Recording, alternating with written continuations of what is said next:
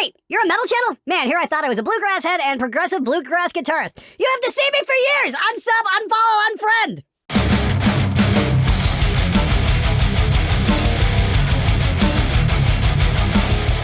Hey everybody, how's it going? Hope you're having an amazing Saturday. In case you guys didn't notice, viewers' comments is a couple days late, mainly because I spent the last week working on that video, the one thing that really matters with your guitar tone, where we take a look at speakers and compare it to swapping out tubes and tone wood and the player and all the rest of the bullshit that guitar players love to wax on poetically about ad nauseum and doesn't really make any difference because nobody ever actually fucking tests anything.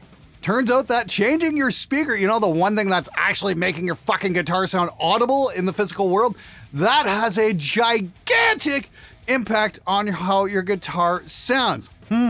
Wow, who'd have thunk it? Anyway, we got a lot of feedback on that episode, and surprisingly enough, most of it was positive, which I thought was great. Usually, I get a lot of the butthurt coming my way. How dare you present evidence that destroys my theory? That kind of shit. Like I said, surprisingly, we got a lot of really positive feedback, and I thought we'd have some replies to that episode. I've been trying something over the last month where viewers' comments comes out like 2 days after my quote-unquote big statement video of the week, just so I can get more immediate feedback to you guys. So just seeing how that works, and so far, yeah, once again, seems to be going pretty well. This is like my third episode out of a 4-week test. I think if this goes well, I'm going to keep doing that, where you get much more immediate feedback to the videos on the show instead of, you know, trying to batch viewers' comments and just getting them done well ahead. Now, one of the main reasons I can actually do that is I have a couple of editors working for the show now. Jack Neal is the guy editing this one this week, and he's doing a fantastic job. I gotta say, he's really coming a long way in a very short time, and hopefully we're going to be seeing him on the show as a regular when it comes to doing guitar tone demos and that kind of stuff. Anyway, before we get into it, please don't forget I have a free audio basics course up for grabs. All you gotta do is follow the link in the description below, and I will explain to you how a compressor works and how to apply EQ and reverb and not destroy your mix. It's a great way to get your feet wet with the whole concept of recording and mixing. And best of all, it's absolutely free. All you gotta do is sign up. Anyway, let's get to the questions. I was really pissed when I wasn't really happy with the tone of my amp at the time, Jet City JCA 50, and everybody suggested changing the tubes. So I bought a bunch and tried them all, and there was no fucking difference! So I was about $100 in the hole for no fucking reason! Stupid of me, I guess. I've heard some great things about the Jet City amps. I'd really like to get them on the show at some point and see how well they stack up against, you know, some of my favorites over here. I heard Mike Saldana was involved in the design of some of those. I could be wrong. If somebody's got more information, I would love to be informed. That'd be really cool. As for your findings, yeah, I can't say I'm surprised at all. Change the tubes, change the tubes. They're not going to make a fucking difference. Tubes are being made in 3 different factories throughout the whole world, and the differences in tone you're going to get is about that much because tubes, once again, aren't fucking equalizers. If you want to change your tone, try getting a different speaker cabinet or changing out a couple of your speakers. One of my favorite brands for guitar speakers, and they've got all kinds of awesome choices, and they're a little cheaper than Celestions, is the WGS brand. The Veteran 30 is fantastic. It's kind of like a vintage 30 without that horrible top-end hash that the newer V30s have. And the Green Beret is really cool. The Reaper is really cool as well. Definitely check out some of the WGS stuff. It will definitely change the way how your guitar amp sounds. It's funny you think you disproved the tube shit. There's some amp sim plugins with a tube switch. Curious what the thought process behind that kind of stuff was. Hey bro, were the 6L6s supposed to be warmer or brighter? I don't know, just make the switch increase the volume slightly. Okay, hopefully I'm not going to get killed for this. And a friend of mine who's involved in amp sims told me this on promise of anonymity, so I will not be mentioning any names or what company it came from or whatnot. But basically what they did was they actually made their power tube simulation changed tones with an EQ filter just so people would be able to hear something different happen. That's all it is. It's not because the power tubes were making any kind of actual real difference in the real world. No. But they just figured if they didn't have some kind of switch and some kind of audible change, people would think something was wrong. So that's really what's going on there with a lot of amp sims when you change out quote unquote the tubes, the virtual tubes, is they're not actually simulating what the virtual tubes do. They're just putting a different EQ filter over the sound so the user will think that something is happening like it would in the real world, like it doesn't. Do you know where your guitarist is? Yeah, he's crying like a little bitch on a certain gear form because he doesn't like it when his views are challenged in a scientific format. The bass player is still waiting for his mom to drop him off. This is the thing, in case anybody didn't get this, I mean, one of the main points of this whole show over the years has been consumer advocacy for the home recording guitarist. I've spent a lot of money over the years on a lot of gear that I really didn't need. You know, I've definitely gone down the tube rabbit hole. I've got a box full of them over there sitting in my equipment room, and it's not changed the tone of the amps. It's not changed the overall character of the amps. The only time it did change was last week when I fired up my rectifier and it was sounding a little bizarre. So I just swapped out the power tubes and dropped in a new set, and yeah, it roared to life again. Power tubes will wear out, and that would be the only time I'd recommend changing your tubes out is when they get worn out, because they do. Other than that, save your fucking money! If it's shiny, I want it. Guitar players are notorious for falling for that shit. Once again, if you want to change your tone, look for something that ships with a frequency response graph, because that's actually going to make a difference. I don't fully understand why these results disturb people. Isn't this actually good news for guitarists? It actively removes several variables from the tone equation that you don't have to waste time or money on. No more gotta get a mahogany guitar for warm tones, etc., etc. I prefer to live in reality's terms as best I can rather than try and force my assumptions into reality. Kinda like religion nonsense, lol. Pretty much, and it also comes down to the whole sunk cost fallacy. I spent money on a certain instrument with a certain tone one, therefore I must be right. People hate being proven when they're wrong, especially when they've dropped money on something. I gotta admit, it really fucking sucks because I've definitely made that wrong choice as well. I mean, the 2006 rectifier cab, I bought that, did a bunch of records with it, and sold my Marshall 1960 vintage cab, which was a 2004, which actually had the right era of vintage 30 speakers in it. And I always regretted selling that. I always felt like a bit of an ass for it. I actually just got that cabinet back the other day. Thank you so much to Brandon Wright for selling that back to me. But point being was, nobody likes to admit when we're wrong, especially when we spent money on something, because that really fucking sucks. Hopefully, for those of you guys out there who are looking to buy stuff, though, you can get some value from these videos and be a little bit more better informed when it comes to your purchase choices. Tyrant Rectifier. I appreciate you being you and doing the science instead of trying to win a popularity contest. Respect. If doing scientific tests gets me hate, then that's a price I'm willing to pay, because I'd rather be hated by people out there who spend a lot of money on stupid shit than mislead some poor kid into making a purchase decision for buying something he doesn't need. More than happy to do that. Thanks so much for writing in, though.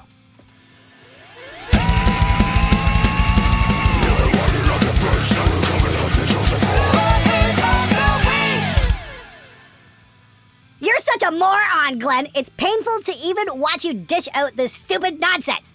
Fuck! I had to do 4 takes on that to actually be able to say that out loud. I love being called a moron by somebody who can't even figure out how to spell moron, or use a fucking period for that matter. Literacy, folks, it's a fucking thing. If you want to be taken seriously, learn the basics of it. That way people won't look down their noses at you. But Ebenezer Scrooge, thank you oh so much for writing in. You just let the entire world know how smart you truly are. I know the purpose of this video was to emphasize that speakers are the most important, but I'm missing guitar pickups here. Whew. Yeah, you know, this is the thing. I usually do 3 videos a week, and I had to delay my release for several days because that video took so much work, especially when it came to taking the one vintage 30 from cabinet to cabinet to cabinet, because you got to pull the back off 2 cabinets, you know, move it, tighten it back up, rewire the whole thing. You got to do that several times over. That was a lot of work. And then mic it, record it, mix it, all that kind of stuff. I had so many examples and so many mixes to do. I barely got that video done. I was literally finishing it up at about 11:30 p.m. the night before. And that was after going at it for a week.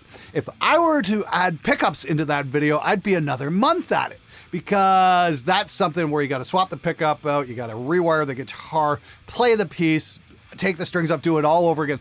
That's an awful lot of work. That's something I might want to try somewhere down the road in the future, maybe when I've got my staff fully grown in and I can maybe hand a guitar off to somebody and say, okay, great, swap the pickup out, You take care of that. I'll do something else at the same time. But as of right now, where I've got, limited help, that might not be a practical video to do because you might not see something from me for several weeks, and then the algorithm's going to take a great big dump on my channel, and we can't have that either. Might be an interesting video to do at some point, and obviously you're going to get a tone shift even from switching from your bridge pickup to your neck pickup. It'll be a little bit throatier, a little bit sweeter sounding because the strings are vibrating much more widely on the neck position as they are on the bridge position. We all know how that works. Changing the pickup type will definitely have an effect on your sound because, once again, a pickup is a filter. I'm in full agreement about all the BS guitarists spew about tone. I've known so many that want to rip the guts out of a $2,000 guitar and replace pickups without even knowing what they want and refuse to try a simple EQ pedal. Thanks for shoveling out the crap. You have a super awesome channel. Hey, Ray, thanks so much for writing in. This question and statement kind of ties in with the last one about pickups. It's like, pickups are a filter, but I'm really wondering how much of a difference you can make with an EQ pedal for shaping the overall tone going into your amp versus changing out a pickup. That might be a video worth investigating, maybe 2-3 pickups to swap, and then try recreating that with an EQ pedal just to see what you can do. I'm going to take a wild guess. The EQ pedal is probably going to be a little more coarse in its adjustments than a pickup would be, but it's food for thought. Thanks for doing all this work, my man. Excellent resource. Would love to see a video with that 04 cab where you move the mic around. Now there's a filter. Also a vid where you switch out the mics. My theory is that mic choice and placement would trump speaker choice, but would be happy to be proven wrong. Greetings from down the road. Keep up the fantastic work.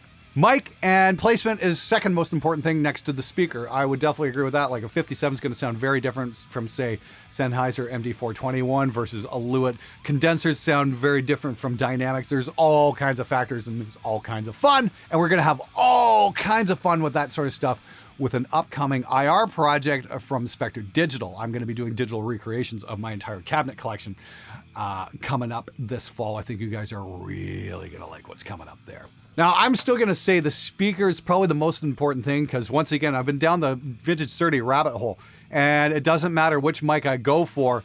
I still can't get that Lassa Lambert Ailstorm tone, mainly because he has a very specific set of vintage 30s from a very specific lot number. And this is after Lassa was kind enough to not only give me the recorded tracks to compare against, he even gave me the dry tracks so I could try reamping. And that's where the whole sound is in the hands thing gets completely thrown out the window because I've got the literal performances of those guitar players and I still can't come anywhere close to getting that fucking tone simply because I don't have his speakers. Honest doubt, Glenn, why tubes and solid states sound so different. I mean, a friend of mine who's an electrician, not from the music industry, says that theoretically there's no difference between a tube and a transistor. But when you draw a circuit on paper, they should perform the exact same role. But the difference between a solid state and a tube amp are very clear, and to my and most ears.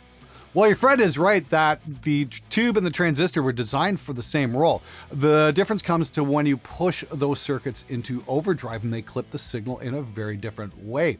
A tube will round off the sound in a way that's very pleasing to the ears, whereas a solid-state transistor tends to square it off in a way that's kind of nasty. And, if you've got something like a Sunbait Elite, it can round things off in a very different way than a tube amp and still sound really cool. But a lot of those early solid state amps were pretty fucking terrible, to be completely honest with you. It's not to say you can't get great results with solid state amps. I mean, Dimebag Darrell did the Darrell tone with Randall. Those were solid state amps and he had glorious tones. So it really comes down to how much you're willing to experiment with what's out there. I wonder how much of the Darrell tone came down to the cabinets he was recording as well. A lot has been said about the amps Darrell was using, but nobody talks too much about the cabinets. I'm really curious to know what they had in the studio, what they were miking up, and how they got that. Should be worth investigating, I think. If anybody has some information on that or can share a link or to a resource about that, I'd love to find out. I thought you didn't like ghost notes. Just kidding, but please do tell. How did you get the ghost notes to sound so good?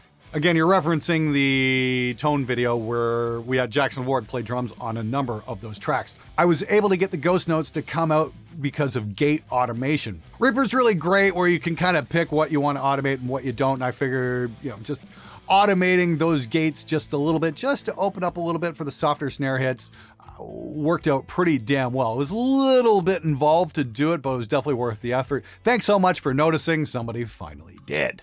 Glenn, the tone is in the hands of the drummer. As far as guitar goes, you're completely right. Actually, we did that video several years ago, like right after we did the sound is in the hands. We did is the drum sound in the hands. We brought 4 drummers in here and tried to get them to play the same piece, and nobody can play the piece the exact same way. So the drummer's definitely going to be part of that signature. But yes, we did get different sounds out of the drums. Now, we didn't get massive tone shifts, but we definitely got far greater tone shifts than we did by swapping the player out of the guitar. And that's because the drums are an acoustic instrument. And how much energy you put into each drum is definitely going to affect how it sounds. Hey Glenn, do you think getting like a neural quad cortex or a Kemper is just a shortcut to getting better tones compared to using an amp sim? And do you think that amp sims can get the same quality of tones as a Kemper or an Axe Effects? I think you're talking about software amp sims. I can say this, they're getting very, very good over the last few years. I mean, like the neural stuff's great. I just demoed the Aurora Rhino, which is only $40 and it's fucking killer. I'd definitely put that up against a quad cortex or a Kemper or anything like that, to be honest with you. There's some really great shit coming out. What is it, ML Sound Lab? They did the Fluff Sim last year. That was fantastic as well. There are some great fucking options out here. I will say this though, it's a shortcut to getting great guitar tone, especially if you've been used to using real amps and miking up cabinets and all that kind of thing, because basically the work is already done for you. You can worry more about your performance and less about dialing in tones, because generally those things are set up to sound pretty good right out of the box. I was in the amp crowd, and it's pretty cool to be proven wrong this way. Opens up a huge can of worms, though, since it's looking like I'm going to have to get some new speakers. Thanks, Glenn! You're referencing the poll I did previous to the video, and most of the people, yes, picked the amp. And, you know, it's kind of cool. I mean, like, I've got a lot of great amps. They all have their own little variation on theme. Like the Rev is definitely different than the Soldano, but the Soldano and the 5150, it's shocking just how close they are, mainly because the 5150 is a ripoff of the Soldano. You know, I asked Mike Soldano about that, what he thought about that whole thing, and he was very, very, shall we say, cordial about it, and, you know, sidestepped the issue quite nicely, I think. I got a great interview with Mike. If you check my channel archive, you can check that out. Great guy. I'm super excited to actually get to do that video with him. It was really fucking cool. Anyway, point being is, yes, if you're looking to improve your tone, once again, go start looking at some new or used speakers. There's some great stuff out there in the used market, especially as long as, you know, it doesn't have any mold on it or the cones haven't been torn or whatnot. You might save yourself a fucking shit ton of money by buying used speakers. Wow, that was a great demonstration. The EVH Hempback combination sounds amazing. I am the most surprised out of everybody here. I thought, you know, the Hempback was going to be a little dark. The EVHs I thought sounded pretty good. If they're a little bit bright, but blend them together and it's like crumbs balls. That is fucking amazing. I got to give a great big shout out to Rev Amps for sending me a cab to mount those into. I'm really impressed with that cab. It is glorious. It is just a thing of fucking beauty. If you're in the market for a cab, I definitely say hit up my friends at Rev. They build incredible shit.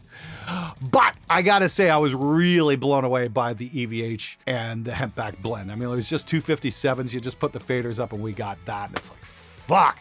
I might have found something new here. The thing is, I know they have some production delays with the Hempbacks. They're going to be available soon. Hopefully, they can get those out on the market pretty soon at some point. I mean, like one of them they gave me was a fucking engineering sample. It's like literally handwritten on the back. So I just want to say a great big thank you to Celestian for sending me that speaker. I'm kind of honored to be one of the first people to get to try one out. I think they're really fucking cool, and I think you guys might be onto something really fucking amazing. Great job, guys. I think that might become my favorite recording combo in the very near future because it just sounds so fucking smooth. Fucking amazing stuff, guys. So impressed. I like how soundproof Glenn's control room is in regards to the complete lack of reverb in the recorded monologue. I just switched from another channel with a guy talking in a soundproof room too, boom mic above and all, but he sounded more reverbery. Well, I think that has something to do with the proximity to the mic as opposed to the room. But then again, I'm sitting in what's called a reflection-free zone where the side walls are angled out, you know, the front walls are angled and stuff like that, so it doesn't have a square where you get all these standing waves and whatnot. Like if I go off camera here and get away from the mic a little bit, yeah, we might get a little bit more reverb. But it is a pretty fucking tight room, mainly because of the construction. And once again, this is based on a reflection-free zone designed by John Sayers. I always recommend this. Check out the John Sayers Studio Design Forum. A fantastic resource for building home studio and treating your room. Can't say enough good things about that place. I wouldn't be where I am today without that forum. Hey Glenn, I have some thoughts to share. My band and have recorded a lot together and lost a lot of money in the process. The investment for us, however, was learning musicianship and how to actually get shit done without killing each other. We have been a group for years now and have not ever had a gig, as no venues want to have us because of our age and lack of experience gigging. Any tips to break that cycle? Album recording has been a great way to test our limits, not only socially and artistically, but as friends. I think there is a lot of room outside of the economic side of things for album recording because it really is great for the moronic keepsake of a year's hard work with friends. Thanks, and fuck you. Hey, Aiden, thanks for writing in. I'm glad you guys got it done. If you guys are younger or whatnot, what you might want to do is look into possibly renting a local community center and doing an all-ages show there. I mean, we used to do that when I was in a band. We had like a local jam space that we opened up to the local community, and we'd have hundreds of kids showing up because there's nothing else to do. And we were just blown away by the feedback we got. It was great. It was a lot of fun. So yeah, you might want to take a look at doing something like that because chances are maybe a lot of the kids in your neighborhood don't have anything else to do and might want to come to a show. And this is especially if you're underage and can't play the bars. As for recording an album, glad you threw all that money away and you've got a moronic keepsake. Good for you guys. You'll always be proud of that and the closet full of unsold copies that you're never going to be able to get rid of. Good job, man. Glenn, recording an album can be therapeutic. Me. If you speed up on this fucking drum fill one more goddamn time, I'm gonna kill you and myself! Ah! Yeah, I think I've experienced that once or twice as well. All right, everybody, that's it for this episode. Thanks so much for all your comments and thanks for all your support on the last video. I really didn't get as much hate as I thought I was gonna get. That's kind of surprising, and I'm glad I could be useful to you guys. Now I'd suggest going and hunting down different speakers and trying out and finding something that works really well for you and what you want to get out of your guitar tone. Once again, please don't forget about my free audio basics course. You can grab that in the link below and I will email you 3 parts, understanding EQ, compression, and reverb. And it's a real great way to get started with recording and mixing, especially if you don't know what all those weird controls on a compressor do. Anyway, thanks again for watching. I'll see you guys next week. And until then, let's make some great music together. See you later.